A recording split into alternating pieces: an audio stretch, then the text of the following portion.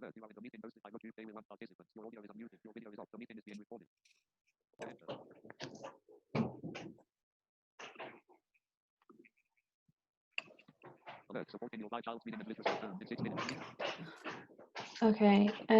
so we've got about 6 minutes to go, so we should probably start letting people in soon. But is everyone happy and jolly before we start doing that?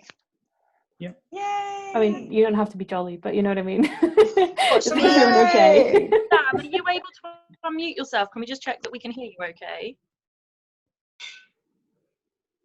Oh, Sam, you should be able to do the Alt-A shortcut maybe, or the Alt spacebar thing.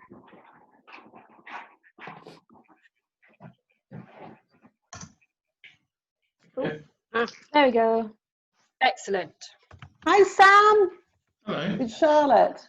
Hi, Charlotte. Do you want me to mute again? Or You can mute again if you like. Now we just wanted to check that we could hear you properly, but you okay. sound fine. So yeah. So I we'll didn't know start how to change my name on here. So. Oh no, that's okay. We've changed your name now, so we know who you are. That's cool. So yeah, so we've got everyone. And yeah, so I think we'll start letting people in. Emma, if that's okay. So yes. Yeah. Has any of the panel got any questions before people come in? Anybody got anything they want to say? Was somebody going to talk about? Was it Laura who was going to talk about the different organisations like the RNIB, where you can get Calibre and it was me. You were going to get. Okay, so I'll just say you're going to talk about that. You know, okay. Yeah, and also I'm talking a bit about Braille as well. I found out a little bit about Maths Braille and a little bit about, and I did quite well with the question from the lady about the Welsh audio as well. Okay. So I've got information on both of those. Okay. Cool. Yeah, obviously I teach a lot of Braille maths, but yeah. Well, I know I'm happy for you to do the Braille maths, because actually it's not I think what the questions they were asking were quite there was something about column addition and so on, which I didn't think was really the point of this thing. But no, I mean, what I had was like, what I was Braille maths is an incredibly complex thing, and you can learn it, and I've got the links to where you can learn it if you want to. And also I know Gwyn does some good Braille maths products, but actually it's really something that would be done at your child's school with the QTVI, and then I could just let you say something from there, because it's not really something you would expect many parents to be able to teach their child at home. But because some people want to, I've just got the link to some just really basic sheets that would maybe help you understand your child's maths at home, so you can maybe help them with their homework, that kind of thing. And I think I've sent all of those links to. Have I sent you the links, Ellen? I've sent you the Welsh links. You sent me some of the learning Braille ones. I don't think I've got the maths or the Welsh ones yet. Yeah, I probably still need to send you the Welsh links and the maths links. But I was looking at it more from how they could help their child at home, kind of thing. Yeah. Okay, right. Shall I start letting people in? Yes, let's go. Okay, right. Here they come. Good luck, everyone. Ooh. Hello.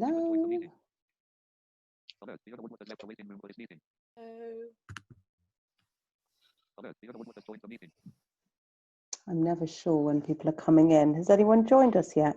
Yeah, quite a few people are coming in, but everyone's on mute automatically when they come in, so we won't hear people necessarily. Hello, everyone who's joining. Hello, everyone. Hello. Welcome. Hello.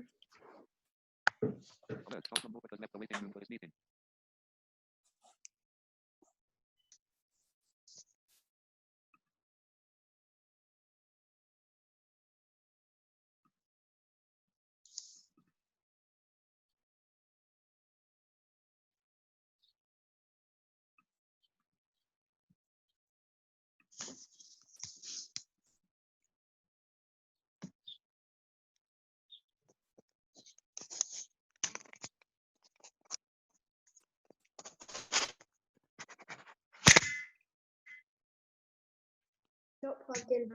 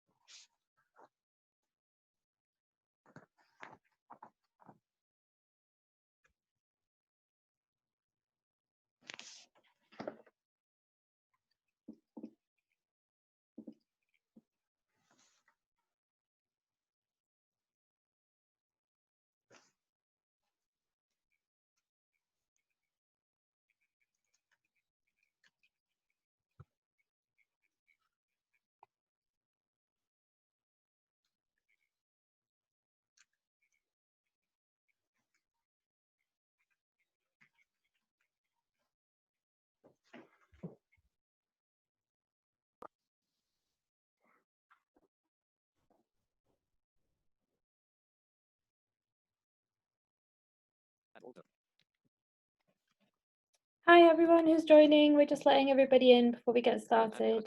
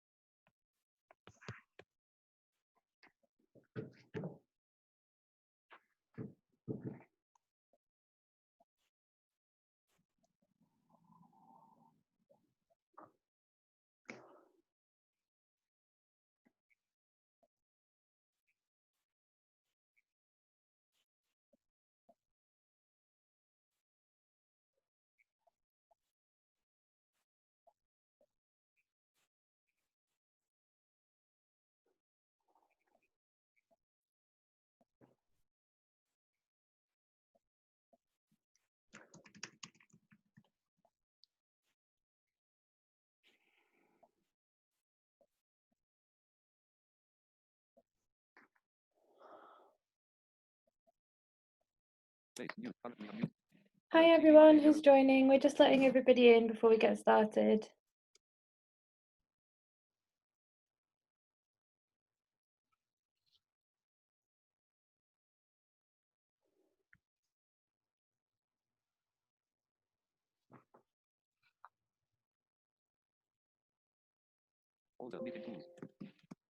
Okay, Rupert, do you want to get started? Shall I kick off? Are Oh, we yeah, all sorry. here? Yeah, go for it. Do we know how many people are on this call tonight? We're at 25. 25?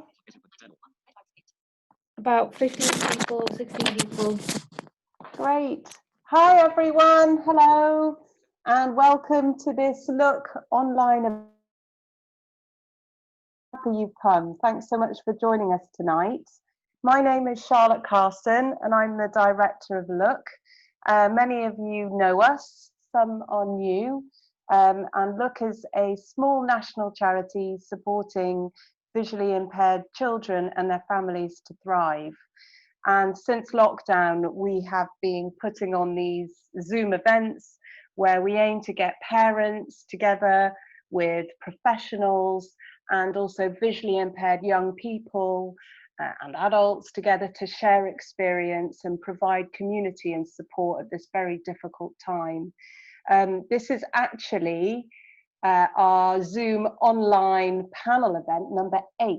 We can't believe it. We're really, really pleased and delighted. And we're not going to stop them. So we're not going to think lockdown is easing, now let's stop our events. We really want to bring professionals from different organizations in the visual impairment sector and you together to provide as much support and information as possible that we can give to you. So yeah, I hope you enjoy the event tonight. Look services, we're still up and running. We're not stopping through this crisis. we offer a youth mentoring project where we connect young visually impaired people with a trained visually impaired mentor, someone who can support and guide them through the highs and lows of living with visual impairments. We offer a helpline for parents and young people where we want to support and give you advice and signpost. And we also have a holiday flat in Scarborough, very important for people thinking about UK. We have a few gaps, so if you are interested to rent our flat, do give us a ring. And of course, we're running these incredible events. Before lockdown, we did face-to-face events where we met up in person, mentors and mentees met up. We provided support with university, we go into schools, running workshops, and all of this we will pick up again. But at the moment, we're running online events. And since lockdown, in total, we've run 86 online events, which we're really cheering at because we've had the privilege to meet so many incredible people. I'm visually impaired myself. I was diagnosed with a retinal dystrophy, cone rod dystrophy, at the age of 7. And it was during, obviously, the time when you learn to read. So I appreciate how amazing reading and literacy is, but also how challenging it can be for children and for you as parents to support your child with reading. So we hope you enjoy the event tonight. Everyone on our team is visually impaired. We've got an incredible panel of professionals, as well as one of our great mentors, Sam and Rupert, here for you tonight to talk to. And so, yeah, hope you enjoy it, and I'll catch up with you all later. I'm going to hand over to Rupert, who'll be facilitating the event. Bye. Great. Thank you, Charlotte. Hopefully everyone can hear me okay. Welcome and thank you for joining us at this Look event tonight. We're going to be looking at ways to support your visually impaired child with reading and literacy at home. I'm Rupert, I live in Norwich, and I'm a Look volunteer, and I've been volunteering with Look for about 6 months. And yeah, I'm going to be facilitating this evening. We've got a fantastic panel of experts and parents to share some kind of key advice, be fun at home and make it engaging. And there's going to be lots of opportunities to have questions and queries too. I'll hand over to Ellen in a minute, who will explain how you can kind of ask questions as the evening goes on. A little bit more about myself. I'm 29, I'm visually impaired. I've got a macular degeneration condition called Best's disease, which is quite rare. So it affects my central vision in my left eye quite badly. So I've got a blind spot, and my right eye is quite poor, but is stronger. Affects me in a few ways. So I don't drive, which me quite a lot. And something that I kind of still struggle with sometimes, kind of feeling that disappointment of not driving, but I do cycle, and I cycle safely and really enjoy that, and the independence that cycling gives me, I love. I use magnification technology on kind of browsers and to access things like Kindle as well. I wear glasses, as you can see, but that's from just for magnification because my condition affects my retinas, so that's just to kind of help me with kind of close distance. Throughout school and university, I got support in many ways, kind of through large font, extra time in exams, and when I went to university, I got the disabled student allowance, which was amazing. I got a laptop and printer, which I've still got 10 years later because I don't want to buy a new one, and it still works, so that's great. So I'm a qualified primary school teacher and have been for 4 or 5 years, but since last July, I actually took a sidestep in my career, and I'm working for the university in Norwich, University of East Anglia, and I support promoting higher education, so university and apprenticeships in local schools. When I was teaching in mainstream primary, I loved teaching English, and reading was kind of one of the things that I love sharing, and I used to read with my class every day. It was kind of the highlight of my day, was kind of the class reader. And I think teaching that, not only the literacy skills that you learn in kind of guided reading sessions and going towards the dreaded SATs, but the actual love of reading and reading for pleasure is kind of really key in my job when I was a primary school teacher. And there'll be things tonight where tips that you can learn how to kind of continue that at home. I'm a musician. I went to Liverpool University and did music, and I play lots of instruments, guitar, piano, ukulele. Over lockdown, as well as doing my mentoring with Look, I've been helping run some of the sessions, the youth forums, doing music, where we get a chance to talk about music, play music. I tend to play a lot as well, which the kids tease me about that I'm showing off, but it's fun. And we've had some really lovely sessions. One of them yesterday was very silly games, which was great.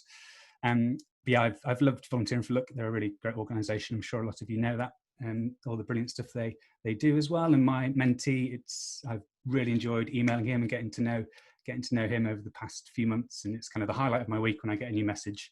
And it's kind of it's a service that I wish I had when I was at school, that I could kind of ask those questions to someone who's been through it and been through school and been to university and all those things that you kind of worry about and you might not be able to chat to anyone. So yeah, I really enjoy that side. So the aim tonight is to have a welcoming space where we can exchange ideas, and there'll be tips for literacy, English, reading at home, as well as a space for questions and any questions you have, and you'll be able to share tonight. So hopefully it'll be a really useful session for everyone involved. So I'm going to hand over to Ellen from Look Now, who will explain a bit of the guidelines and how things will work tonight in terms of questions. Hi everyone, thanks Rupert. So yeah, I'm Ellen, I'm the events coordinator at Look. Thank you all for joining us tonight. Just a few quick guidelines about the session tonight. So we are going to start by going to our panelists for their thoughts, and then later on we will open up and give you the chance to ask your questions. So we ask that everyone keeps your microphone muted while you're not speaking, and please feel free to use the chat box at the bottom of the screen to introduce yourselves and to get involved in the discussion.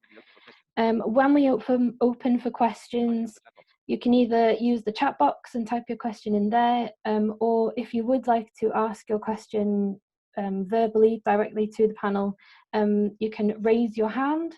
So that should be at the bottom of your screen when you open your participants list, or there should be you can use the shortcut key Alt-Y to raise your hand, and then we'll come to you for your question. So we'll do that when we open it for questions later.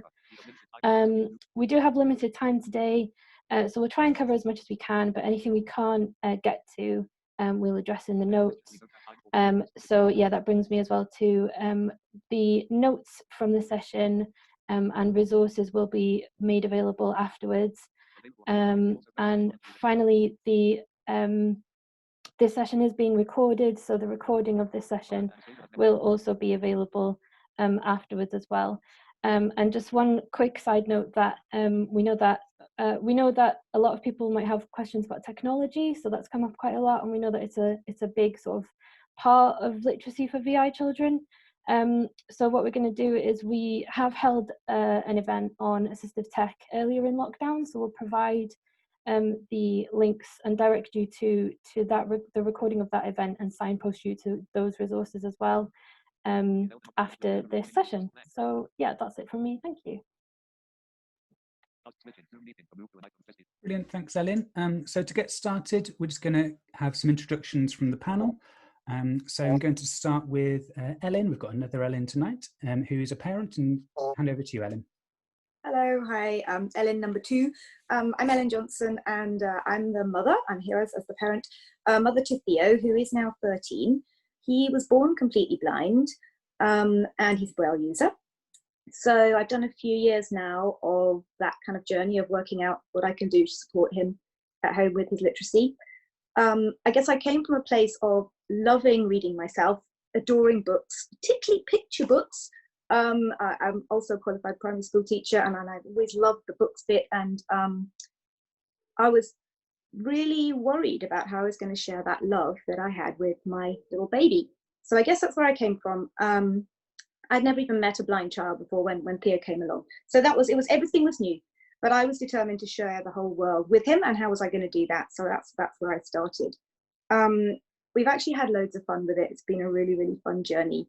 It's getting a little trickier now for me because it's got very techy, but I'm running to keep up, but Theo is definitely leading the way now. I had to get very involved in the early years at that stage when he was starting to get ready for school and going to school, because we lived abroad then. So I guess that threw me in at the deep end. So I had to do quite a lot on his early literacy. So I've got a fair amount of experience on that too. Great, thank you, Ellen. I'll hand over to Gwyn. Oh, you're on mute, Gwyn. Gwyn, are you able to unmute? Great, thank you.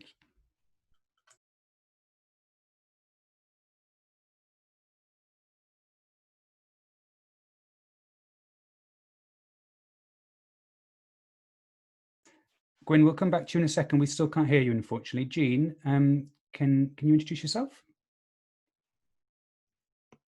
Hello, can you hear me? Yeah, can hear you. Right. Okay, I'm Jean Weiss. I'm a teacher of the visually impaired. I trained very many years ago, 23 years ago, something like that, I can't remember. And I worked in this country for a while. I worked in Rushton Hall School, as it was then, which was for school for multiply disabled children. And then I worked for a Perry service. Then I went abroad. I worked in Sierra Leone, school for the blind, and I worked in then Indonesia, in various places working for an organisation for children with special needs, but my job was with the visually impaired. And then I came away from VI for a while, and I worked in literacy, mainly sort of supporting kids with dyslexia, and then became a learning support teacher in Senko in an international school. I came back to this country 6 years ago and have been working for the Berkshire Sensory Consortium. Since I've been here, I've had a big project running with the RNIB, and they're producing Read Write Ink in Braille. I haven't heard recently how far the project has got, but that's supposed to be coming out this autumn. So that's been a big push for me, and actually the way Braille is being taught. So where we are now in the Berkshire Sensory Consortium, we are mainly teaching grade 1 Braille to begin with and teaching through phonics. But yeah, I generally have a love of reading, a love of books, a love of storytelling. And so whatever we're using to teach Braille or print reading, I think we have to bring that enthusiasm and find what it is which makes the child tick and what brings the enthusiasm to them, because it's not this obviously. Great, so, yeah, thank you. I'm sure there'll be lots of questions about early years and literacy tonight, so that's great. Gwyn, any luck? Can we hear you?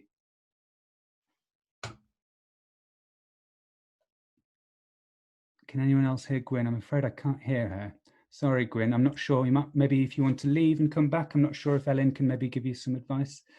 Laura, should we hand over to you whilst hopefully Gwyn can get sorted? Oh, you're on mute as well, Laura. Great. Yeah. Hi. Yeah, I'm Laura Hughes. I've got various hats. First and most importantly, I'm the mum to a girl with a vision impairment called Tiri, who's now 21. So we're sort of through all this, at least the school part of her education. She's in her second year at university. Tiri has got something called ocular motor palsy, and she's registered sight impaired. She was absolutely an avid reader, and whereas of course my fully sighted son wouldn't pick up a book if you paid him, which is typical. And I hate to say in those days, but you know, we're going back some 14, 15 years. In those days it was books. I remember my husband had to build like a customized heavy duty bookshelf for all her large print books that we had, because they really do take up a lot of space and they are really heavy. And she had this whole wall of books. It was amazing. We also were one of the first people to use what was then called an e-book reader. We had a prototype e-book reader, which is of course now the Kindle, where we could enlarge the font for her. And we got that as a kind of trial from somewhere in France. It was all very new and people were staring at it saying, gosh, what's that, you know? So we tried to always be ahead of the game with her, because she was very much on the cusp of that huge change of technology. She's done very well. She still loves reading, which is great, though she tends to use a lot more audio now, and she reserves her sight for her studies, and uses audio for leisure because it gives her a break, really. I used to be an RNIB specialist transcriber 16 years, and I was transcribing educational literature lots of science, lots of Latin, all sorts of odd things, physics, foreign languages.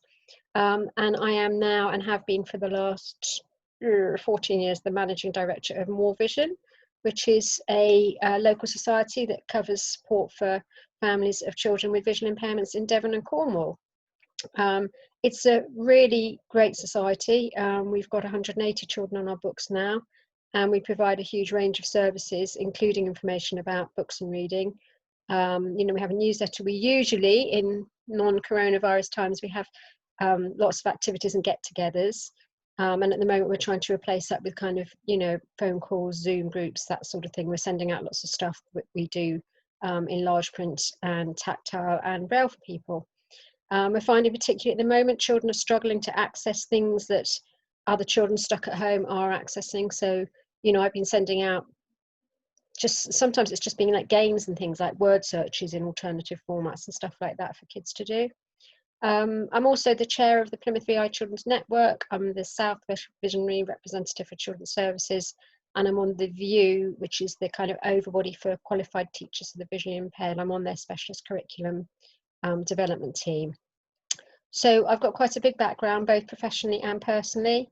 Yeah, I really love what I do. I feel very lucky to be in this field of work. So it's nice to see you all. Brilliant. Thank you for joining us tonight, Laura. That's great. Gwyn, you are back. Should we have a go with you, Gwyn? See if you're working. Oh no, Gwyn, I'm afraid I can't hear you. I'm not sure what to suggest. I will go to Sam, and I'll see if Ellen or Charlotte can maybe help out. Sam, are you there? Are you able to? So Sam is one of our Look mentors as well. Hi, yeah, I am. Hold on, I think I turned the camera. God, okay. We can hear you. I hope this works. Right. Hi, my name is Sam. I am 29.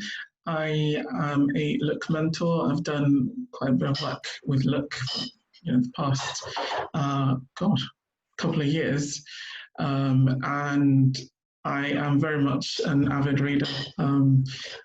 I've enjoyed stories quite an early age. I have a retinal dystrophy and something called a congenital eye malformation. So I had a little bit of sight quite a young age, and I lost it completely at the age of 12. Luckily, the school I was going to at the time was quite preemptive, so they thought it would be a good idea for me to learn to use Braille very early. So when I did lose my sight, it wasn't nearly as shocking a transition as it could have been, especially for me, considering that I love stories. I love to read. I remember, like, one of the memories I have of school is coming back home with bags and bags of Braille books, because they're not very easy to store. So I suppose now it's things are very, very different. So my love of stories, my love of reading and writing was sort of transferred much later into university. I studied creative writing and journalism, and I don't know what possessed me, so I decided to do like a master's, but more focused on English literature and creative writing rather than the other mix. Like I said, stories have always been important to me, and I basically, you can count that every day there's at least one book on my player that I'm reading. So Brilliant. I have to say that probably lockdown has done, one thing it's done is increase my reading. Brilliant. That's great. That's good to hear. Same with me and music. I've been playing lots more music, which is great, and it's really nice. So the little positives are great from lockdown. Brilliant. Gwyn, should we try you again? Apologies that it doesn't seem to work. And if you got your, do you know where your mic is, Gwyn? Is it covered by anything, or? I'm sort of, can you hear me now? We can hear you, yay. If you go, Gwyn, introduce. It's all about having the right microphone on. I've got so many different microphones for different situations. Well, you're on. And I haven't selected the right one. I do Oh, you're fine. user error on my behalf, on my part. You've got to love technology. Hi everybody, good evening. My name's Gwyn McCormack and I run Positive Eye, which is a training and consultancy courses and resources. I deliver highly practical courses and resources and a unique product range to support professionals and parents working with children with vision impairment.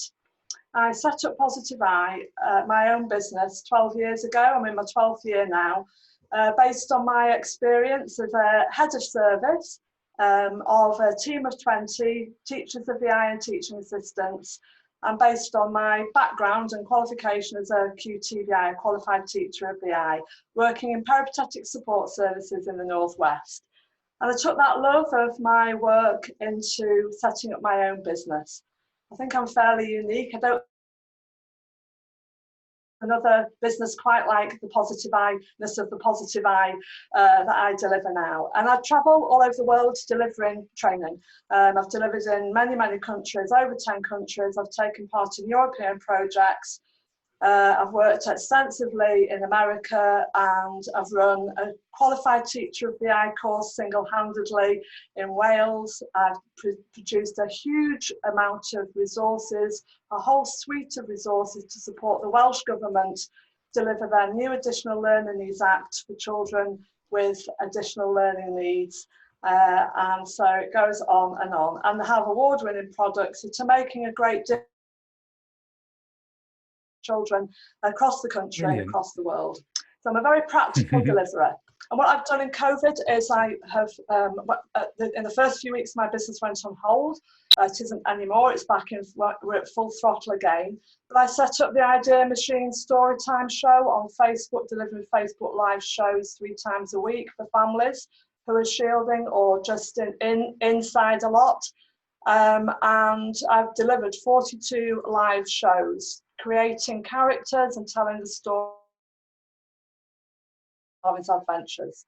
If anybody is still shielding or is still in a lot and you're feeling you need something to entertain you that's relevant and suitable and appropriate and inclusive and as accessible as we can make it on screen, I am now running the show once a week on a Friday at 4 o'clock via a private Facebook group page that I've just set up yesterday.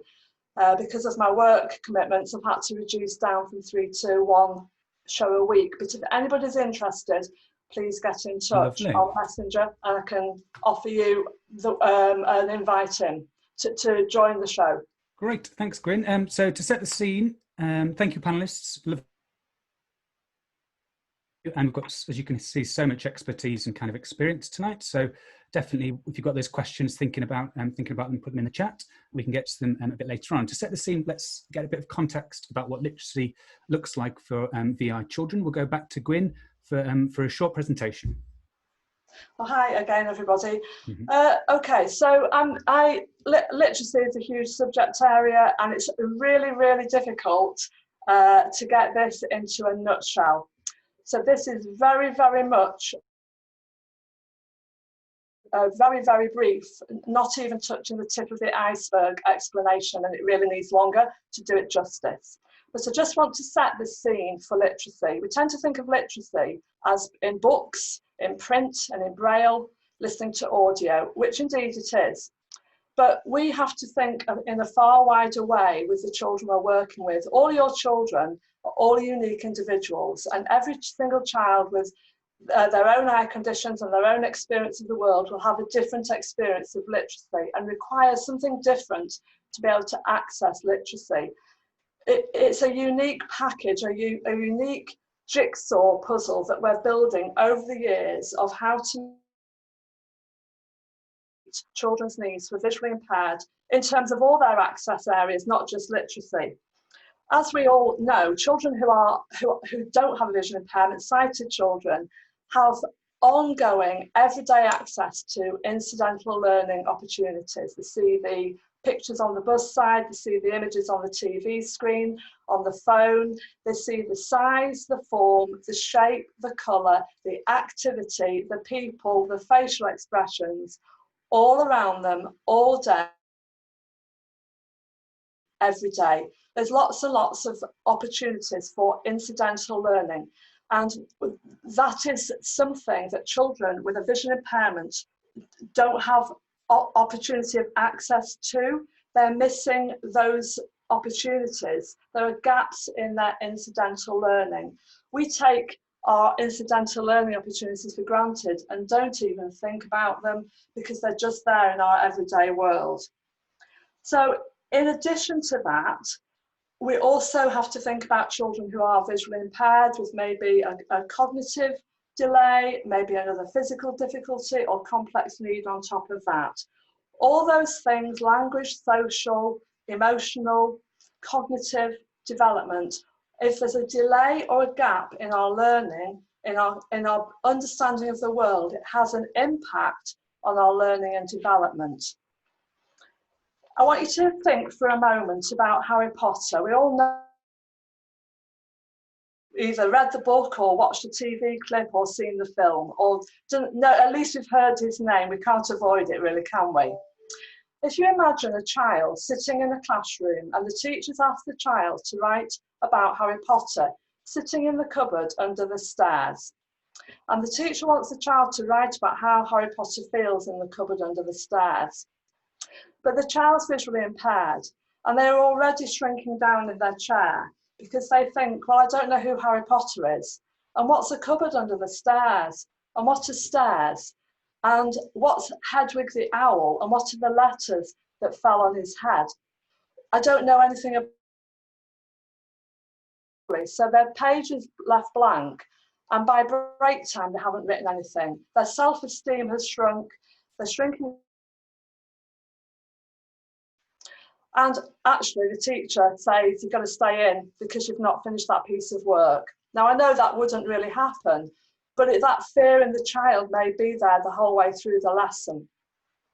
What we really need to do, what we really want the teacher to do, and what we ought to be doing, is taking the child to sit in the cupboard under the stairs, to smell the cupboard, to feel the cold walls of the cupboard, to feel the clutter, to smell the fusty atmosphere. We need to feel the cupboardness of the cupboard. We need to immerse the child in the cupboard, go in the cupboard with the child, talk about the cupboard, use some words to describe the cupboard. We then need to go out and feel other cupboards. Can we climb in other cupboards? Do we fit in another cupboard? Or is it just cupboards used for around the house? Can we always put a broom or a dustpan in every cupboard that we go to? What are cupboards for? Cupboard, that's a strange word. Is it a cup for boards, a board for cups, or is it somewhere we place things? So we really need to then give the child a wider understanding of the cupboardness of cupboard and let them experience cupboards at home, at school, in offices. Anywhere they go, they need to know where the cupboards are and what the purpose is for. It's the cupboardness of the and over and over and over again until you can't think of another cupboard that the child never experienced. And there's so much beautiful concept development in that process. The size of the cupboard, the shape of the cupboard, the purpose of the cupboard, the colour, the form, the shape of the cupboard. And then the next stage of the process is to take the real experience, which is absolutely crucial for the child. The more real experience we give, and these are all literacy experiences, everything experience, you can't read the print and the Braille if you've not had this real experience. The next stage of development, or this next stage of the process, is to build a cupboard, to make a model of a cupboard. Model making is a really, really, really crucial, important part of literacy development for us all. There's no age limit on that, by the way. You know, models at GCSE of Romeo and Juliet are really, really important. It's so important for us to keep going with model making all the way through. Out of model making, you develop fine motor and tactile discrimination and language skills. Model making and role playing are really important. So I'm now holding up a picture of me And I built a cupboard out of cardboard on the front of it, and I dressed up as Harry Potter, and I made letters, 30 or 40 letters, and I dropped them on my head, and then I opened the door pretending to be Harry Potter. And actually there's a whole workshop on my Harry Potter resources on my YouTube channel. But this to me is absolutely crucial. We've got to bring the real experience into the role play situation. Role playing, performing, using the voices, creating that immersive experience is crucial. Then I can, when I'm sitting in the classroom, I can write the paragraph about Harry Potter in the cupboard, because I've got something meaningful to hang my hat on. I've got a place in my head to go to where I've got the about Harry Potter. In 1997, there was some research done by Alan Koenig and Carol Fahrenkopf, and they went through 3 reading schemes and read 257 reading books, and they extracted 22 global areas of experience that a child who's visually impaired requires to enable them to access a meaningful literacy experience. So and it's in the resource pack, and the research is shared with Ellen as well. It's absolutely crucial research. It's really fantastic, and it should sit above every single person's head, wherever you are, you should have this research above your head. It's the 22 experiences. It's things like model making, doing and making, understanding community, understanding plants and animals, understanding transport, understanding emotions. The 22 experiences are our everyday experience. And what they recognise that they were the common themes that we need to understand as a child and have access to make our literacy experience meaningful. I couldn't stress more strongly, if I tried, the importance of everybody, when you receive that pack from Ellen, is reading that research. It's easy research to read. It's very practical, makes complete sense. And the 22 experiences are crucial for us to have, because it's those 22 common areas that we need to be ticking off. And it's crucial that we understand that literacy is in the everyday experience of the child. It's in the kitchen, it's in the bathroom, it's in the garden, it's all around us, all day, every day. We do not have to wait to read print or Braille or access by audio to be experiencing literacy. Cleaning your teeth, washing your face, having a cup of tea, eating your toast, getting dressed are all literacy experiences. Brilliant. Thank you, Gwyn. Sorry to interrupt, Gwyn. I'm just aware of the time, but that's okay. Brilliant section there. And I think the analogy about the cupboard is really powerful. I think that really shows how literacy, I think the word literacy even can be quite scary sometimes. Literacy is kind of this whole thing, but it's understanding the world, like you say, and making that connection. I think that's really powerful. Thank you very much, Gwyn. So over to Jean. Jean, you're supporting VI children at school as a teacher. Could you tell us a little bit more about what parents can do at home to encourage literacy and to really nurture that love of reading? Okay, yeah, so there are thousands of things, and it depends where the child is on the continuum of going through school. But I looked at some of the questions that participants had asked. So I'm going to start, and I've just picked out, they're almost random things, and I'm picking out a few things from the thousands of things I could choose. So somebody asked about pre-Braille skills and things they could do at home. And obviously they don't have presumably they don't have lots of specialist equipment, but they can use, I don't know if you can see this, all sorts of things. Like I've got a tub of rice here, and then some different things like lentils.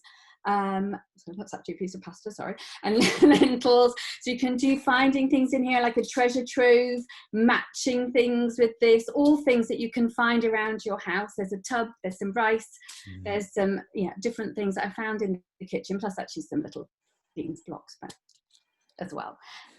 Those sorts of things. Putting things in tight-side tubs, things that have got to be opened in a certain way, those kind of things. I've got a little ones like this, so they've got to be unscrewed, putting them in, finding the matching one in that. Or if you don't have those plastic tubs, left over things from cream, face cream and stuff like that, things that you can get around your, that you have in your kitchen. No, you don't have face cream in your kitchen, sorry, but other things that you do have in your kitchen. You can also do sorting. I feel like I'm on a race here. I've got all these things around me, I'm going to show you. You can do sorting. I've got different pasta shapes. This was, I have some Braille inside here actually, because it's also sorting into tens and units for maths. But sorting different types of pasta shapes in here. This is a little vegetable tray from the supermarket. So you can also put Velcro on things and then start having things in a line, putting them on the line and then finding the odd one out, feeling along and finding the odd one out, that sort of thing. If your child can see as well, when you're doing these tactile things, you might want to put them inside a box or a bag so they feel them before they take them out and then see what they are. Or if it's something on the table, you might want to put some fabric over their hands so they can't see what they're feeling. Or you can also make a sort of, I've lent everything out, a cardboard cover over their hands so that it's all hidden while they're doing it. So that is my very quick pre-Braille. And then I'm moving on to books. Beginning with books. So obviously I agree with everything that Gwyn says, but I'm going to say something different. So I'm going to talk about something else. So for example, here's Where's Spot. You probably know that you can get this like plastic Braille sheets that you can stick Braille onto your own normal books. So this Where's Spot book is, yeah, it's a very iconic children's book. And inside where the door is, so I've put Braille here, and your child might not yet be able to read the whole story, but then inside the door, in every door in the book, it says no. So I've put no in the corner. So every time they could feel the no. And then where there's a bear, I've just put a bit of fur.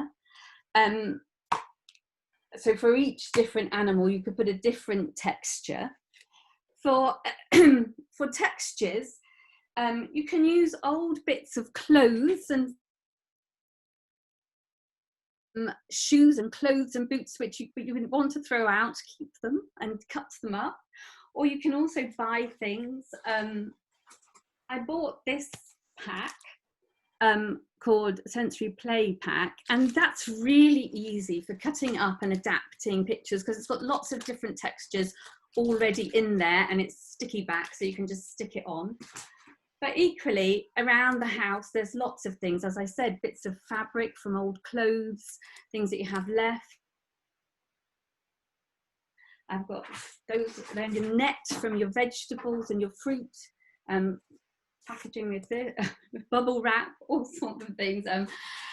Also different pom-poms, string, and these, you can get lots of foam shapes and so on, which are also quick and easy to use. I also save all the boxes and things from gifts. They make lovely things to put things in to find. Right, and another book sometimes, so you can get books which are tactile, but they don't, the shapes are not really the shape you want. So adding it onto the book, you can use, I bought this from Tesco's, puffy paint or dotty paint, go on top of what's on the book to provide your shape.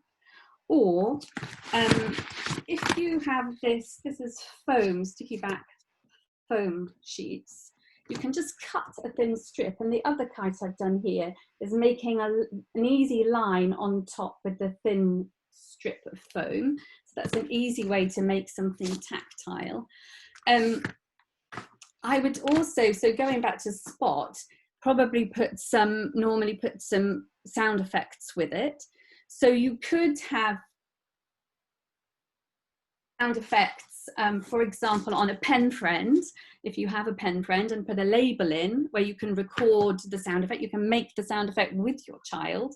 Or you could use alongside the book sound effects for the animals. For example, in this app, I Hear You, it's got what they call a bear sound. I don't really know if it's a bear sound. To help bring the whole thing to life. So many things here. Okay, and yeah, adding bits of Braille. Sometimes if you add Braille to the book, you might not want to add all of the Braille to the book. For example, there's a repeat of Goldilocks. There's a repeated part at the bottom. Naughty Goldilocks counted 1, 2, 3 bears, and then it's 1, 2, 3 chairs, and it's the same. It's repeated throughout the book. So that's a nice part for your child to engage with, and they will remember it. And they're practicing reading with this repeated text, with one little bit changed. Okay, sorry. No, you're fine. I was just going to say, so also, some reading scheme books are quite, there's not really much to them. And if they've got, did you want to shut me up now, Rupert? No. Were you wanting to stop now? No, we've got a minute left or so. Okay. So there's one book I was doing recently. I've been doing online teaching with my my students, especially the Braillists, and I was doing a book. It was called, it's a Oxford Reading Tree Songbirds books, which is a phonics scheme, and the book is called Miss Miss, and there's not much text in it. It's all about a boy who keeps classroom, and the children are shouting, "Miss, Miss, he's got," I can't remember his name now, "Bill has got my taken my hat, and then he's taken my ball, he's taken my tub, he's taken my pen," and then at the end of the day the bell goes. So these were all things that you could find around the house, and a very easy way to adapt the story. So I'm always looking out for things like that as well, so then your child can retell the story. It's not much of a story on the written page, but they're able to read those simple words and then retell the story using the objects. The next thing, they could change the objects and tell their own story. That could be the beginning of their writing. Also, when they're still reading at a lower level, to be the writing might not be at the level of the stories that they can listen to. So you would be telling your children stories at a higher level, reading to your children, just like everybody should be reading to their children, young children. But they wouldn't be able to write maybe at that level, but they could write maybe some functional, some writing, Braille or print, whatever it happens to be, like instructions, labels. They could make their own labels for things. Recently, one of the children, I was doing a book in which the task I gave him at the end was to write a postcard. And actually, then I asked him to write a postcard to his brother. And then quite from off his own bat, he started to write postcards to all his friends, which has been lovely because and also to a teacher from our service who he hasn't seen for a while. He's been writing postcards to everybody. He's in year 1, a Braillist. So it's a simple level, but just something is triggered off, and then off you go with the writing. Brilliant. Thank you so much, Jean. Sorry, I'm going to have to move on there just because there's loads there. Some great, sounds like Charity Shop will be your friend for all these things, kind of adapting books. Sounds great. And also thinking pasta resources, probably easier this side of lockdown than at the beginning as well. Yeah, true. Brilliant. Thank you. Loads of, got some great questions coming through that we might put to you later, Jean, about that. We had a question actually earlier on about careers that VI children could kind of go into, but I suppose one kind of point to make about this evening in literacy, especially with the job I'm doing now. So I now work in higher education and support students a lot with applications for university and for apprenticeships. And the skills you learn in literacy and reading and those writing skills that are embedded at a young age are key in any job or any career you go into. So I think it's really important to kind of understand that that love of reading not only gives you the pleasure, but it kind of really sets the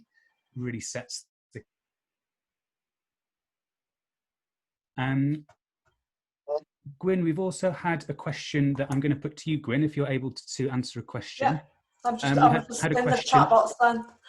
Yeah, no problem. We just had a question whether the resources, you mentioned the 22 points are available to QTVIs and TAs, if that's kind of something that's well known, or if this research is kind of shared with teachers. It's on the internet, but I gave Ellen, I emailed Ellen the research, the document, and it gives you the research and the 22 experiences. So Ellen has it. She has the PDF of both. So I think it's on the Texas School for the Blind website, but I've had it downloaded for. Share it with, it's not specifically for one group of people, anybody can access it, and I give it out all the time. I share it all the time on any course I ever do. I always share it. So Ellen, look, Ellen has got a copy of both. Great, that sounds great. Thank you very much. It sounds like a really good resource. So yeah, thank you for bringing that up again. Brilliant. Thank you, Gwen, and thank you, Jean. We're going to move on to Ellen Johnson. Ellen, could you tell us a little bit about your experience of how you supported your son to engage with reading and literacy? Yes, absolutely. I'm going to try not to repeat and go. Forgive me if I jump around.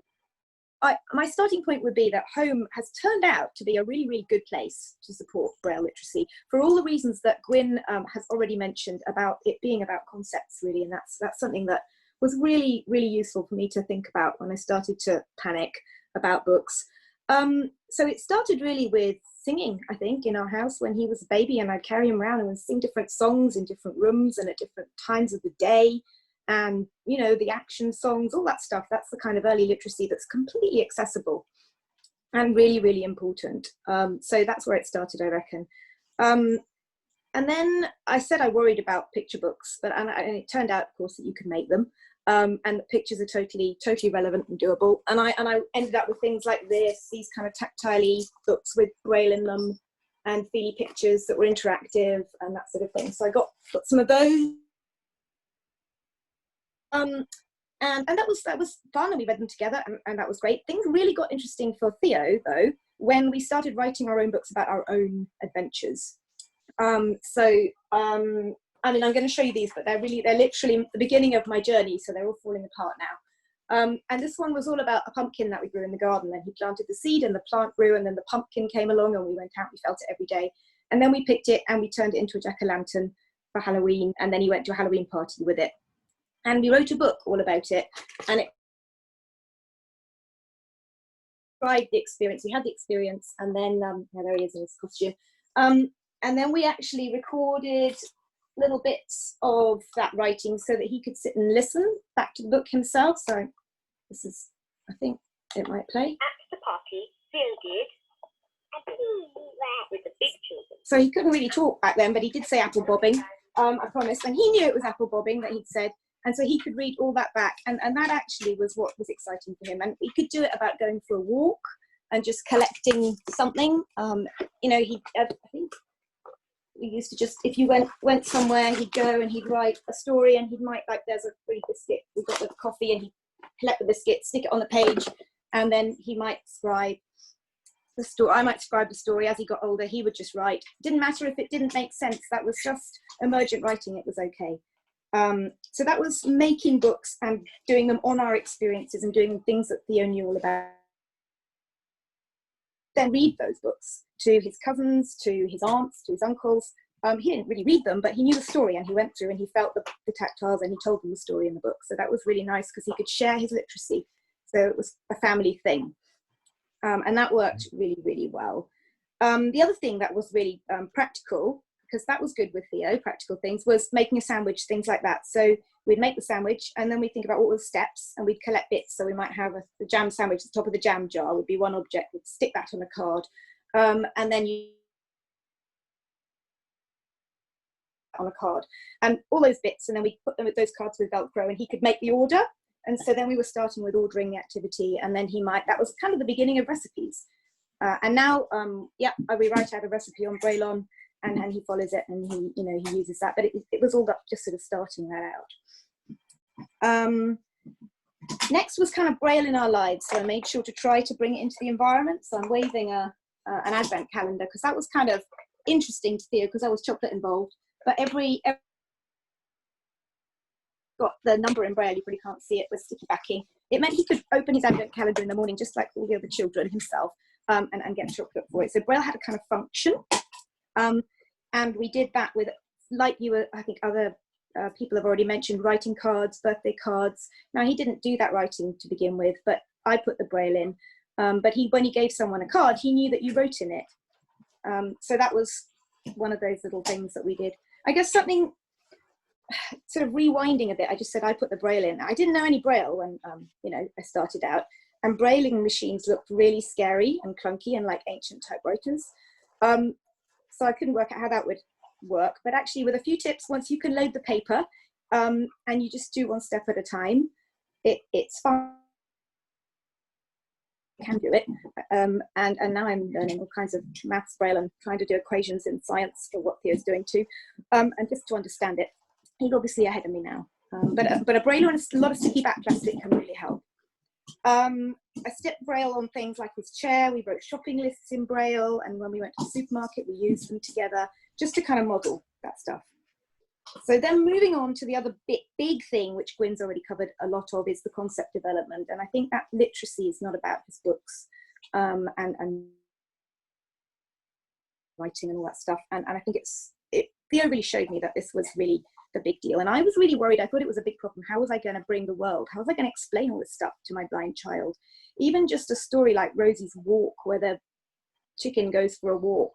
How are you going to work that out if you haven't been to a farm? So just going to the farm and touching everything and feeling everything. A castle, it's, when you're in, you might be 11 and you're told to write a story and it's going to be set in a castle. You can't do that unless you've been to a castle and climbed up that spiral staircase and felt the stone and the doors. And so we do a lot of running around being really annoying at different places and going down to the dungeons and feeling what it's like down there. Because then you can do that creative writing later on. And actually, you can also fill in that file on castles, not all at once. So obviously I was looking at it as one big problem. It really helped me when I realized that I could just have a folder there in Theo's head, an imaginary one, and I could put different bits of information in at different times. So you could put in that stone walls bit at one point when you feel a stone wall.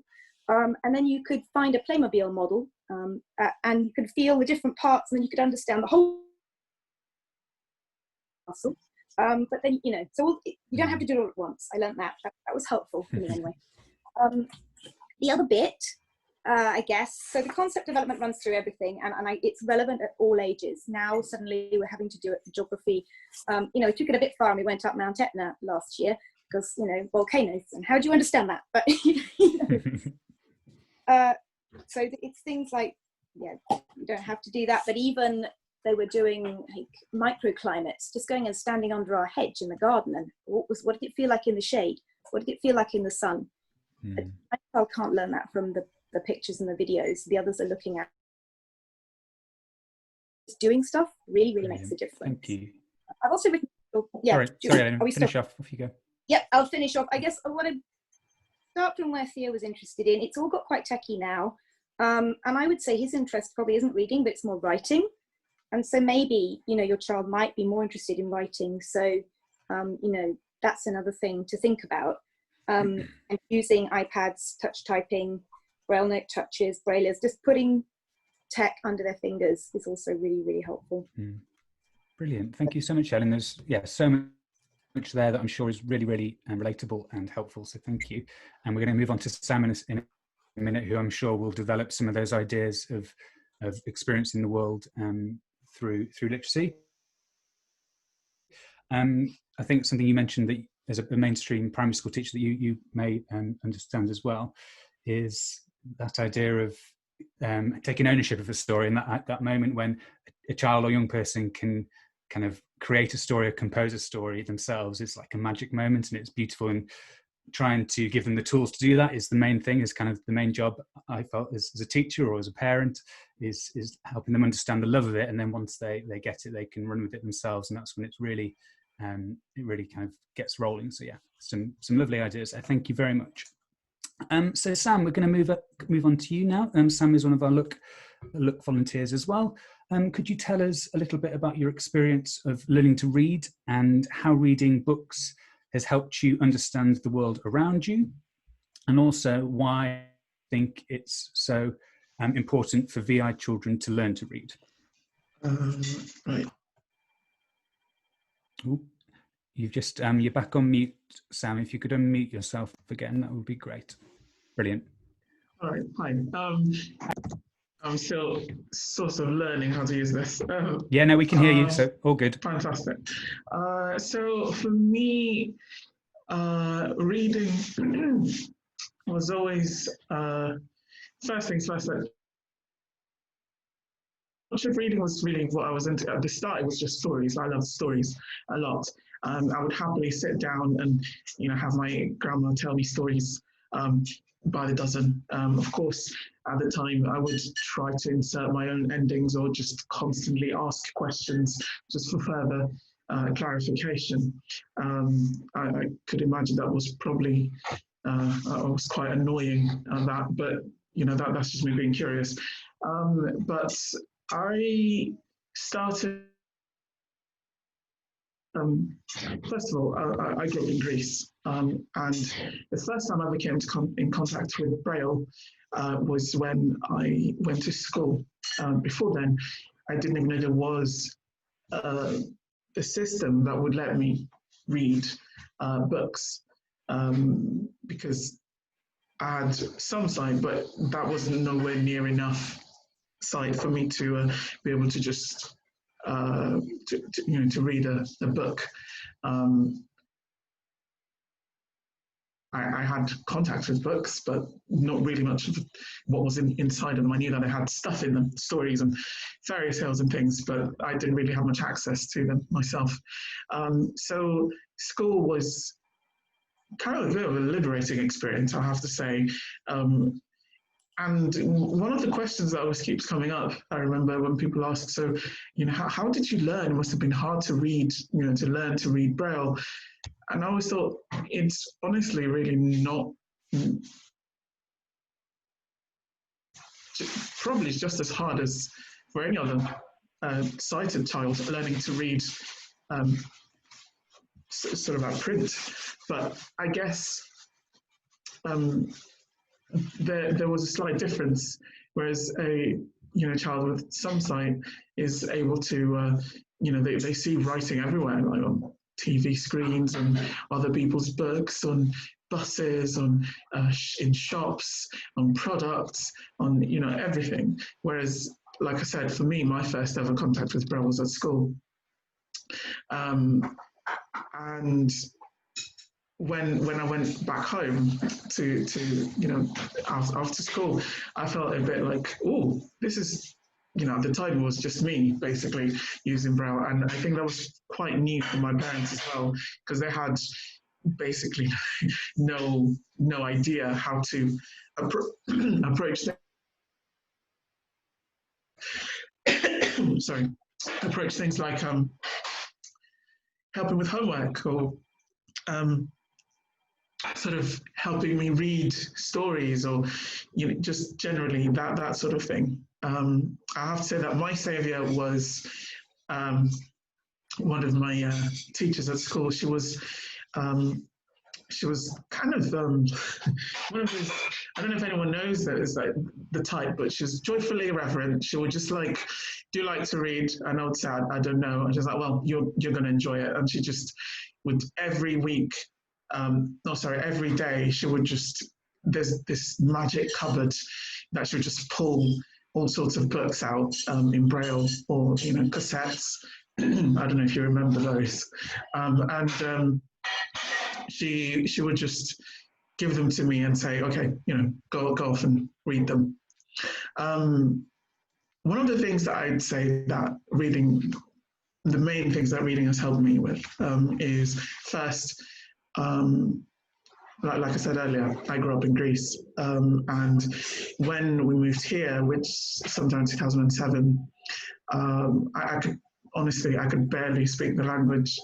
I don't think it's not that I didn't understand it, but I just wasn't confident enough to be able, to be able to speak it at all.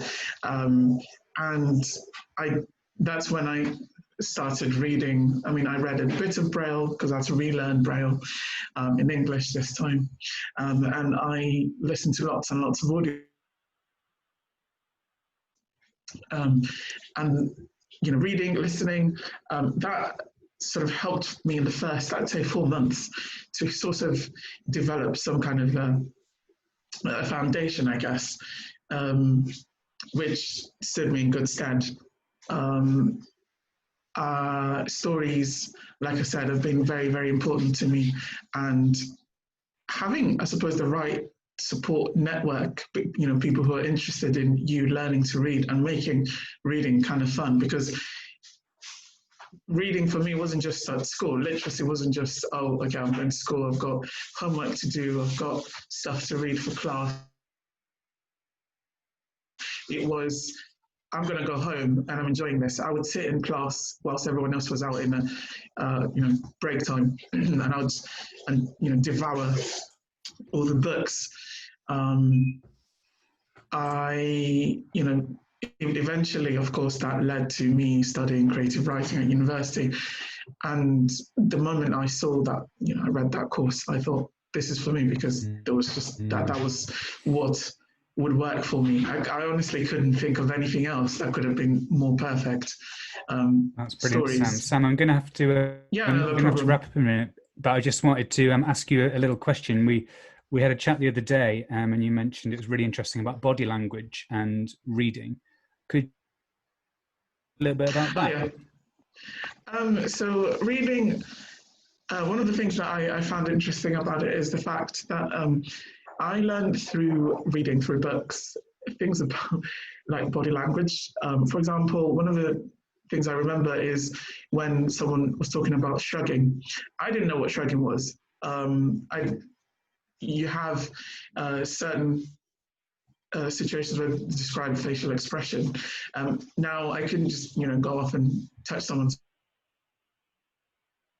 So what does it look like when you smile, or what does it look like when you frown, or what does it?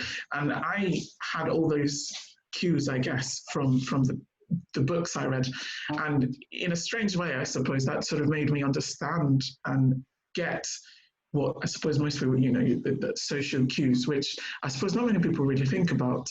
But I'll have to say, I have various authors and books to thank for that. Oh, that's brilliant. Thank you. Thank you so much, Sam. That's really insightful. So thank you. Do keep asking any questions that you might have in the chat, and we'll try to get to them in not too long at all. Right now, we're going to go over to Laura. So Laura, we have had a question come in that I'm going to put to you after. I'll ask you a question first, and then I'll put one of the questions we've had to you. So Laura, is there anything you'd like to add to the discussion we've had so far? We'd love to know about the experience of your daughter, and maybe what help and resources you could recommend. Ooh, are you there, Laura? You might be on mute. Hi. Hi. Better. Hi. Yeah. It's been really great to hear what everyone said so far. And I've also been looking at the chat and responding to some things. I'm in the middle of responding to someone called Anastasia, so I'll come back to you, Anastasia, if that's okay, because I'm speaking now. And I want to talk about 3 things mainly. One is to follow on really from Jean about why Braille is so important for young children, and to also talk a little bit about the various places you can get resources from, and a little bit about parents learning Braille, because that's a question I'm often asked, is how do I learn Braille to do with my child? And in that will be woven in my daughter's experiences. But the thing I want to talk about, which I feel is really important, because I often hear people say, oh, well, my child's whatever professional says they don't need to do Braille yet, they're too young. If they're maybe 2 or 3 or 4, it can wait till they get to school. And that's, you know, Braille, I think Braille is seen as a difficult time to do it. Of course, Braille is no more complicated or difficult than any other way of writing. It's just a different way of writing. And I think one of the things that I feel is really important is that sighted children see far more print from a very, very early age than people realise. Apparently every sighted child in the country learns the letter M before anything else because of the McDonald's sign. They all know that that big M is for McDonald's. And though they might not be able to read, a 2-year-old could actually, if you give a 2-year-old a set of carrier bags, they'll know which one is Tesco's. They'll know which one is M&S, which one is Lidl, or wherever you shop. They really will, because it's just there. At Tesco, but their mind will have unconsciously started to make sense of that string of letters, and that letter T always being associated with the sound T. If you're reading to a sighted child of even 2, they may have no concept of the fact that those things on the page are letters that you're reading. But actually, if you're reading, say, Peppa Pig, they will unconsciously notice that that one shape keeps reoccurring. That P sound will be there, P, that stick with the thing on the side, Peppa Pig, Peppa, Peppa, P. Their mind will begin to realise that's P. Same with all the Thomas. I mean, when my kids were little, it was Thomas the Tank, and that T, Thomas the Tank Engine. They would see the T over and over again. So sighted children are actually having what I call kind of early seeds of formal literacy sown very early in their normal environments. If your child is going to be a Braillist, they're denied these environmental tasters of literacy. They're not going to see the McDonald's sign or the Tesco's carrier bag, and footing. It can, however, be quite easily resolved. You can buy these super easy little machine. You don't need to know any Braille. It has a dial, and if you turn the dial to K, and then you on a piece of sticky tape, out comes a K, and then you can do a whole word. So you really don't need to know any Braille. It's just and it prints out. So you could print out the word chair, table, that kind of thing. And so when you go to McDonald's, you could take a little sticky M with you and put it on their box with their food in. So they will do that 2 dots, 1 and 1 at the bottom. That's always on my McDonald's box. And it doesn't matter if they don't know it's an M. What matters is they're being exposed to it. Put a T on all your Tesco's bags or an L on your Lidl bags. Make labels saying chair, box, table, bed, and put them around the house. And ask your child what else they would like. What labels would your child like? They will probably have all sorts of funny ideas of silly and rude places to put labels. But it's just that thing of exposing them to their print in the same way that print. I remember my daughter. We were in London. We don't live in London. We were in London, and her little brother said, "Oh, that bus is a number 47." And she said, "Mummy, do the buses have numbers?" And I said, "Yes, they do." And then he said, "And that's a 243." And she said, "Well, where?" And I said, "Well, if you look up at the bus," and she could just see, I said, "Can you see there's like a black square on the back?" She could just about make out the black square shape. I said, "Well, in there is the number." And she said, "Well, why do they have numbers?" At home, we only have the X80, and that only comes twice a day. She was ever so funny. And I had to explain that in London there's lots of routes, lots of buses, but it was then that I realised that her environmental exposure was very different from her brother's environmental exposure. So I started to talk a lot more and tell her a lot more of what was going on around.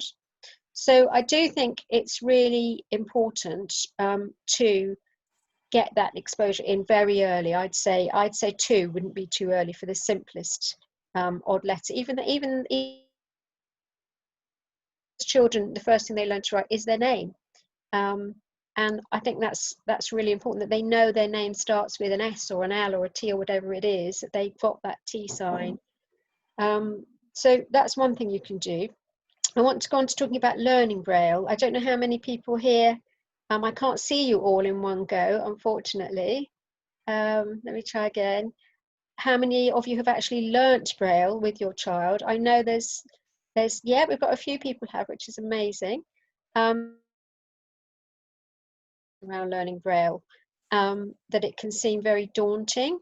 And what I would say is, you don't have to be an expert to learn Braille with your child. There's two forms of Braille. I think most people will know that there's grade 1 uncontracted Braille, which is the simple letters, numbers, and a little bit of punctuation. And then your child will move on to the grade 2 contracted Braille, where you have things like, instead of writing CH, you'd have a ch sign, or instead of writing ST, you'd have a st sign, and all of that kind of thing. But what a lot of people don't realize is, if from Braille, which is fairly straightforward, you can always communicate with a child who's done grade 2, but not the other way around. So a grade 1 Braillist will struggle to read grade 2 Braille. But a grade 2 Braillist will always be able to read their mum or dad's grade 1 Braille. It might be a bit longer winded than they're used to, but they will always be able to read it. So you might not be able to read their books, but they will be able to read. You can write Christmas tags for their presents, you can write shopping lists for them, you can write birthday cards for them, and to do that. And I think it's such a lovely thing to do. I am a Braillist. I'm a grade 2 Braillist. I absolutely love it. I'm not going to go through in detail all of the various resources, because we will be able to send you these. But I think one of the very best ways to start is on the Clear Vision website. There's 2 lovely booklets. One is called There's a Braillist in the Family, which is a really nice book about that.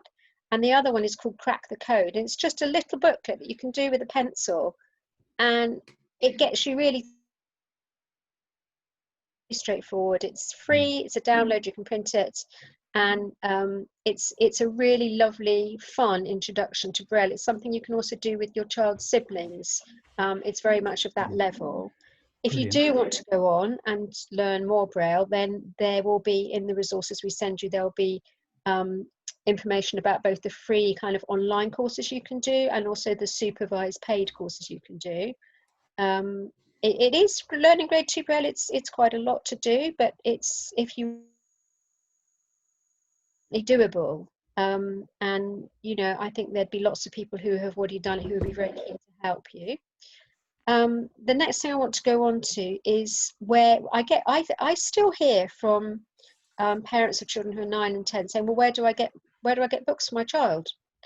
And I'm always amazed that the people who do these services maybe don't advertise them as much as we'd like them advertised, and B, why the school hasn't told the parent that these services exist.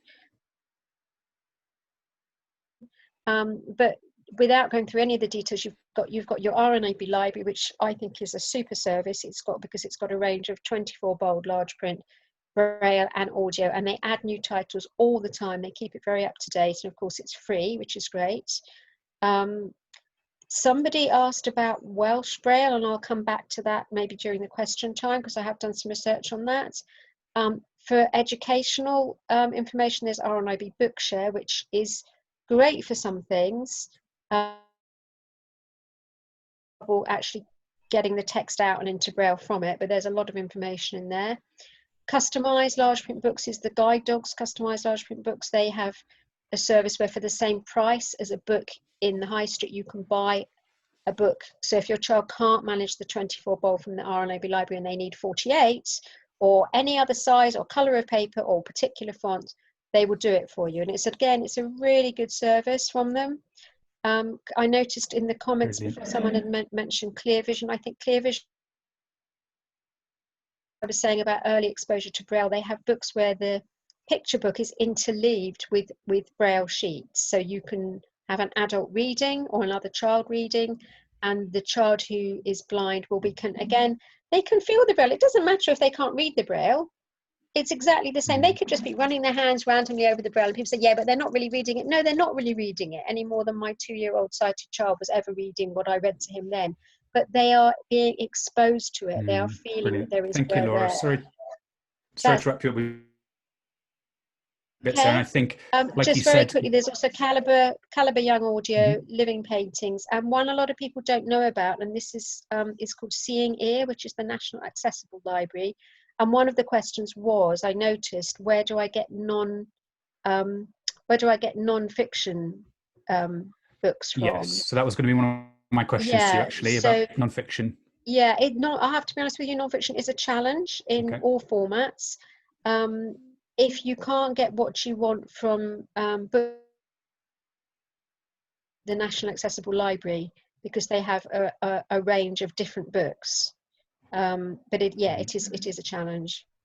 Great, thank you very much, Jean. I'll come to you in a second about non-fiction as well, if you've got any extra bits to add. Just to pick up on some points you made, Laura, that I thought were really interesting about that idea of normalising Braille in the house. I think is a really key point. Sam mentioned before, when he was learning, he was maybe the only one in the house and potentially really alienating feeling. So I think that's a really kind of key point, that really supporting him is a really good tip. Something else in the chat, people mentioning about technology and how young people are much more motivated when it's technology they can use. And as someone who went through school not too long ago with visual impairment, anything that makes you not stand out and not feel really silly is brilliant, because then you are comfortable, and when you're comfortable you're going to learn. If you're feeling embarrassed because you can't see the board and you want to put your hand up but you're 14 and 14-year-olds don't do that, you're not going to learn. Kind of services can support is brilliant, because it just relaxes the learner and helps with that learning. So thank you so much for answering those questions, Laura. That was one of the questions about I'm non-fiction. putting the information about the Welsh information in the chat for Brilliant. Whoever it was who wanted to know about the Welsh. Great, and we've got time. The chat is really active, which is great, so do keep asking questions. We've got about 10 minutes left or so.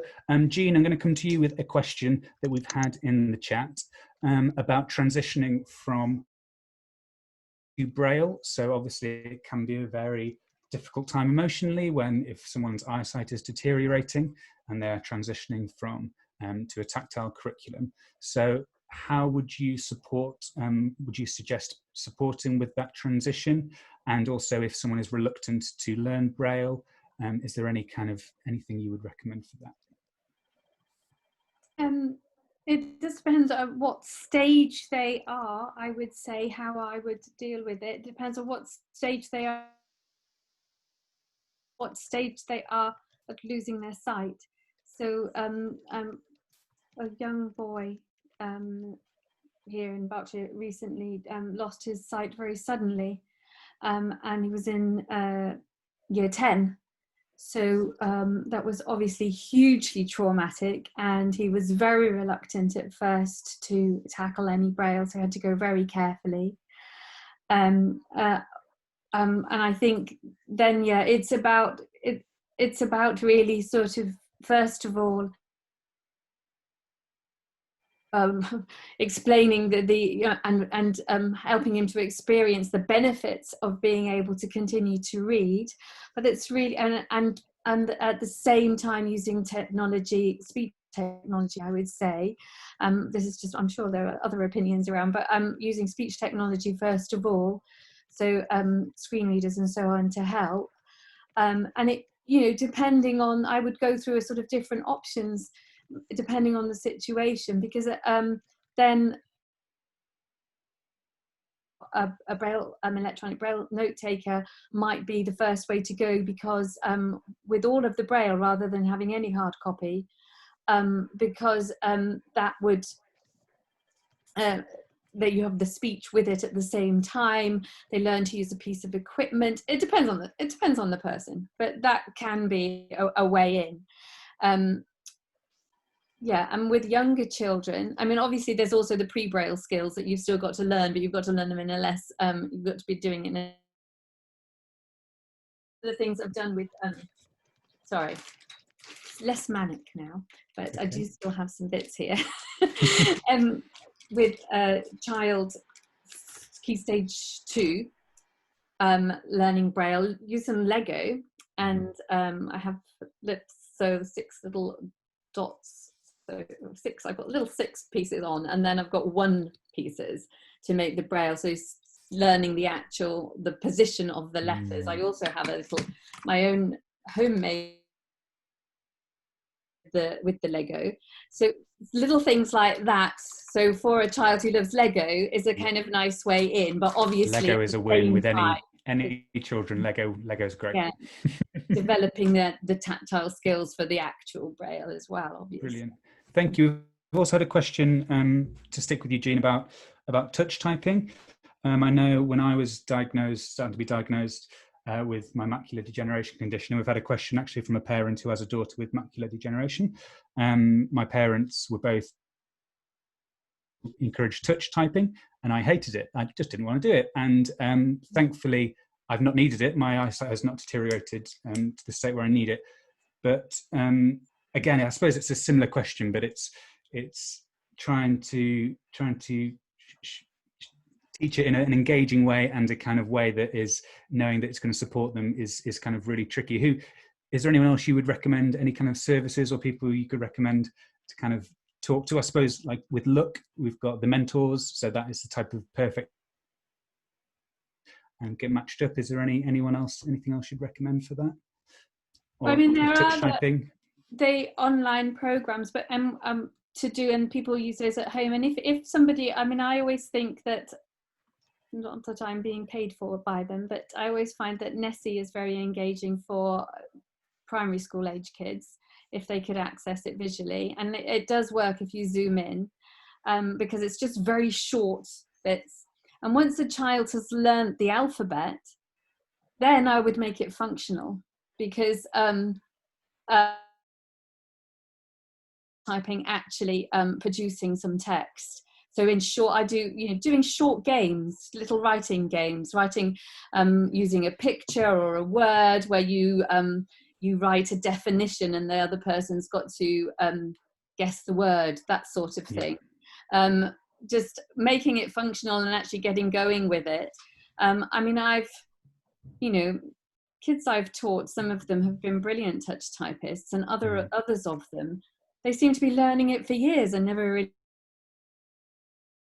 they're competent Braillists. Yeah. And they don't need it, so they don't see that they need it, and we've given them a Braille note touch, so why should they do that?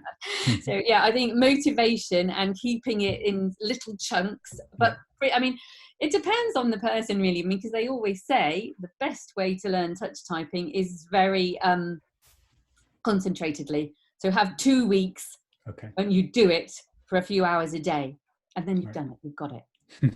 Got that skill. Great. Anyone else on the panel? Question about touch typing? Feel free just to unmute. It's okay if not. Okay, great. We did do touch typing from early days, just because Theo's always loved tech, so he's interested in it. And there's 3 programs that are completely accessible for totally blind children. One's called Talking Typing Teacher. One's called Typability, that works with JAWS only, and one's called Talking Typer for Windows. And we've used 2 of those, and they've got like funny sounds feedback and little games, and you get a joke if you get so many points. And so he could just sit and do that by himself, so that seemed to work well. Brilliant, thank you. Yeah, I think that's really useful. And as Jean said, I think gamification or making things fun is always just a winner. I mean, we all learn the same. I always think that when I did my teacher training, and I'd have like a 2-hour lecture where they would tell us how you need to make it fun and not bore people, whereas they were boring me. They weren't doing what they were preaching, and it's kind of like anything that's fun is what we want. So we are coming to the end now. If there are any more questions, key questions in the chat, now's your time to do it. So we'll start to wrap it up. Charlotte, you had a question about your daughter and Braille. Is there, would you like to expand on that a little bit if you're still with us, Charlotte? Hi, Rupert. Yeah, well, it was about me really. When I was young, people tried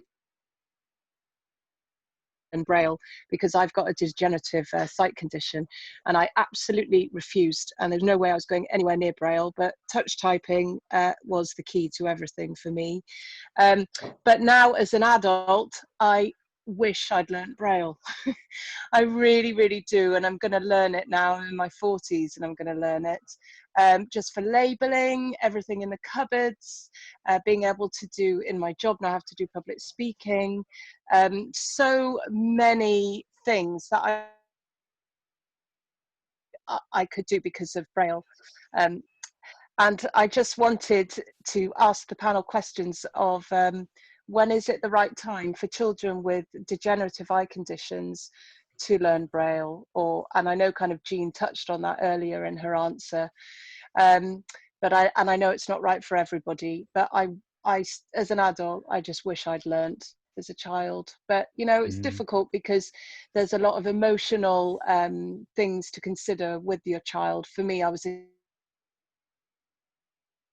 and I just did not want to have anything to do with blind stuff. I was exactly the same. And Braille for me was blind. But now as an adult, you see very differently. But so through the mentoring program, I mean, that's what we're trying to do. We're trying to open up those conversations with young people about that, about getting away from stigma or funny attitudes they have to do with visual impairment. Totally understandable. But yeah, my question is, when is it the right time? And if parents want to encourage it, how do they do that with a truculent teenager? Can I answer that one? Yeah. Hi, Gwen. Go for it. Hi, Charlotte. I think it's an incredibly difficult question to answer. Yeah. That's the problem. And in the time we've got left to try and answer that, it's huge. I think I've been in that situation where I had children lose sight very suddenly overnight. In very traumatic circumstances, 3 or 4 times as a head of service, and I led the families through the period after that happened and giving access back to the child. And I think there is no book that tells you what to do. There's no textbook that you can go to that I know of. And I might be wrong, but there's no textbook that tells you or guides you whether you're the teacher of the eye or a parent. I think it has to be it's very much based on the individual circumstances of the family, of the child, the emotional place of the child and the family, and where everybody is in that journey of coming to terms with sight loss. I think one of the things that we forget is that if a child has just lost their sight, whether they're a teenager or a child, their agenda is very different. As professionals, we're all worried sick about them passing the GCSEs and how they're going to access the curriculum. The child is grieving for the sight loss, and the family are often grieving for the sight loss as well. So actually, nobody's ready to start thinking about passing GCSEs or what Braille computer they're going to use. I made the biggest mistake I had a boy who lost his sight very suddenly, and I went in and taught him Braille every day for a year, and he learnt Braille, but then he became a school refuser. He wouldn't go to school because he did not want to learn Braille, because emotionally he hadn't gone through the grieving process. And actually it took me about a year to get him back to school. And when he did come back to school, he would only come back if we didn't do Braille. So I learnt the hard way about how, well, not saying I know how to go about it. It's a really, really tricky situation, because I think you have to be led by the young person, first of all, and listen to their voice and offer them options and different possible ways of accessing and change the agenda. You have to be ready to learn and ready to take that step yourself. It's like somebody saying to you, doing something that you don't like doing. I don't like running. I don't like walking. I don't like getting out of breath. So you're asking somebody to do something that they don't want to do, and therefore they're not ready emotionally to take that step. So it's not so much about the practicalities. It's also about that emotional. It really is to do with the emotional stage of everybody concerned. And also you can have professionals who are too overwhelming in their desire to help and make a difference too soon. So it's too much. It's a massive question to answer. I do a whole day on it in work. Well, that was a good answer. Anyway, Gwyn, so thank you. Sorry, Yeah. Charlotte. Thank you. No, I just wanted to say thank you. And if anyone's interested to carry on that discussion, get in touch with Ellen after the event and we can Yeah. follow it up with Gwyn and do a separate event or something on it. Yeah. Because it's, Brilliant. yeah, that was great. Thanks, Gwyn.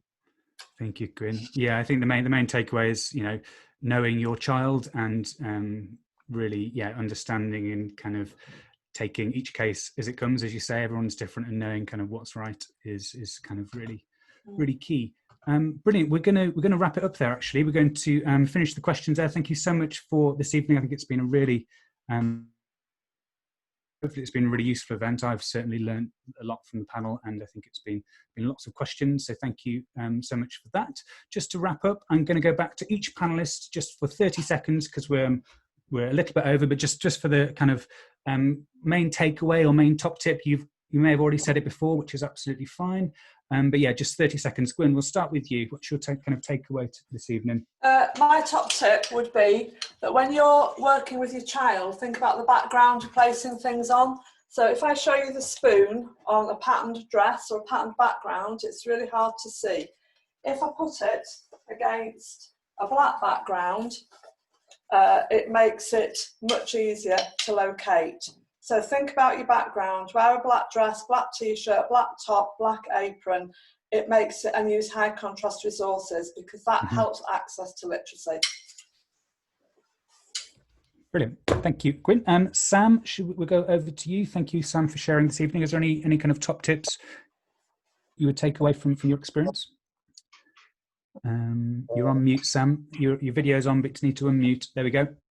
All right. I think it's kind of been said already, but top tip, I'd say just, you know, get involved, like really show interest and, yeah, just show that, you know, you're interested and you want to get involved in whatever it is that, your, you know, children are doing. And, you know, I think a lot of parents enjoy it anyway, so it's quite fun. Cool.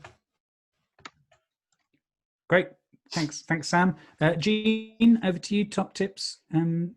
After. Yeah, I'd give my top tip about the reluctant Braillists. As lots of people have been saying that their child is quite reluctant to engage with Braille, and it's just keep it simple. Look at the level that you think they're supposed to be at and go right back down and keep it really simple and fun. And so no pressure as part of something else, maybe. Just keep it simple. No pressure. That's it. Right. No pressure. Thank you. Laura?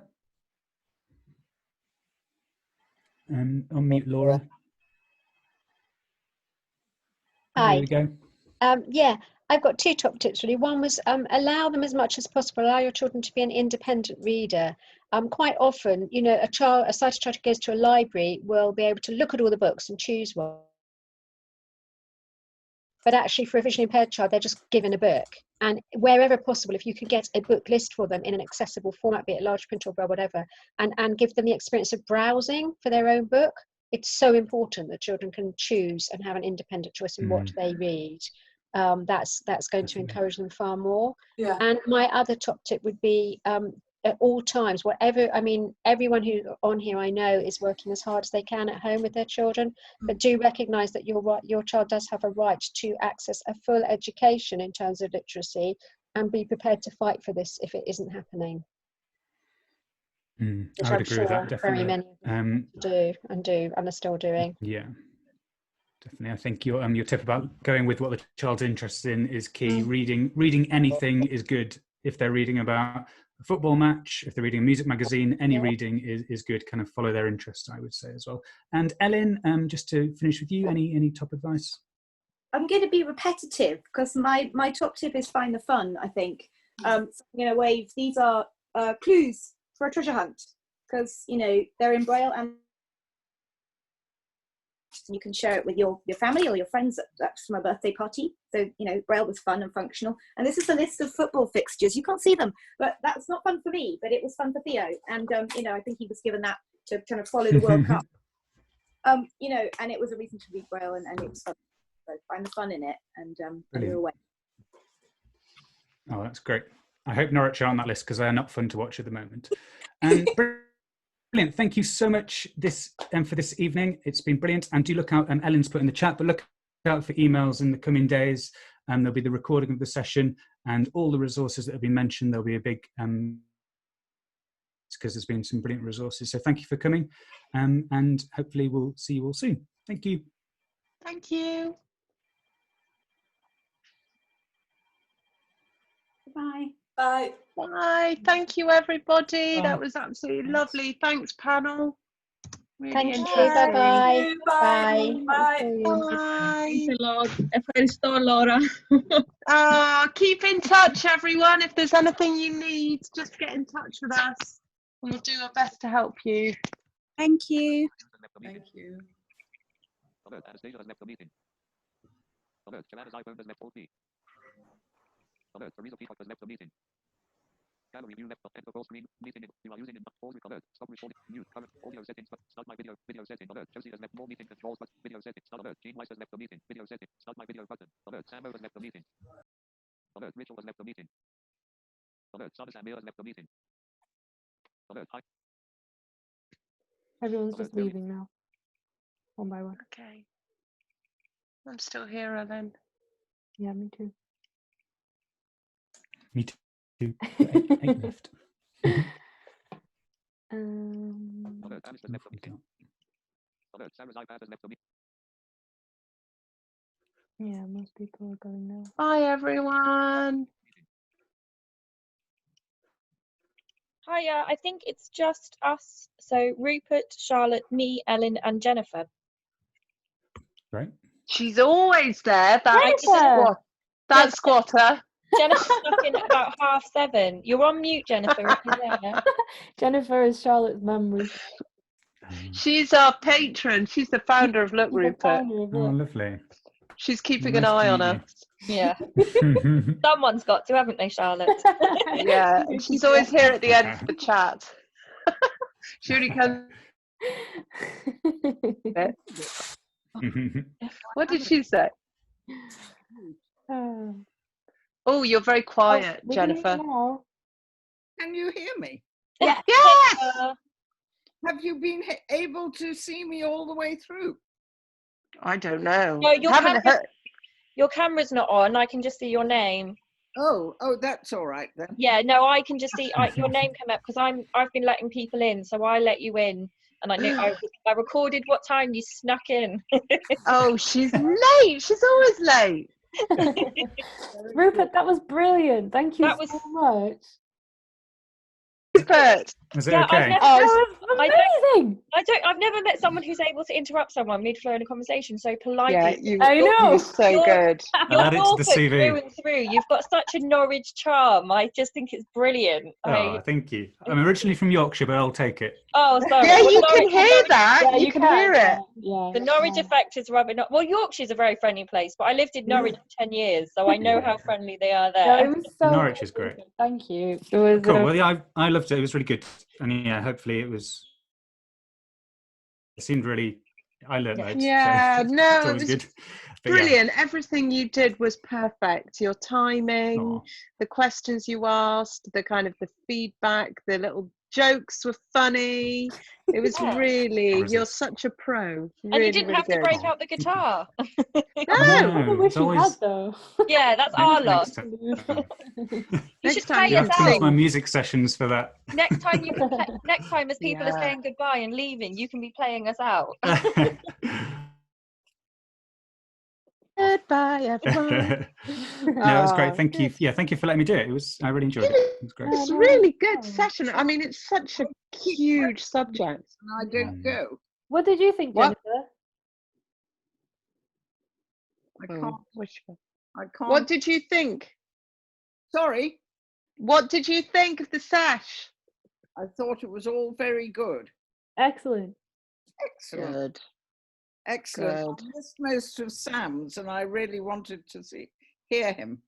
Ah. Oh yeah, he was great. He was You can really hear the good. recording. Yeah. Oh yeah, that's true.